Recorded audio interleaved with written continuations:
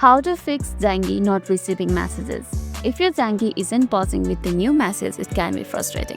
Let's run through a few quick things you can check it right now. First off, that's obvious. Are you connected to the internet or not? Seriously, double check your Wi-Fi or mobile data. Just pull down your notification set and make sure you got the connection is strong. Okay, the internet is good. Next, sometimes app get restricted. Get into your phone settings, find the Zangi on the app list, look for the permission, especially notification. If Zangi allowed to show you the alert, make sure that's enabled. Let's go to the permissions. Let's tap on the Zangi and go to the app info, and under app info you will find an option for permission. You can see mine right over here. Tap on it and here's notification.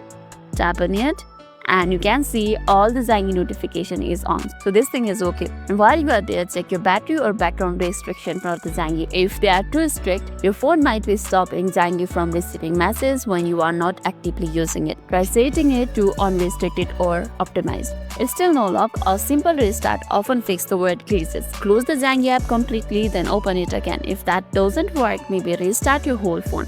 It is the classic tech fix for a reason. Trying these steps usually sort out most message delivering issues if it's wanna try. And that's all for today's video, and if this video made your day a little bit easier, don't forget to like and subscribe for more amazing tips. Thanks for watching and see you in the next video.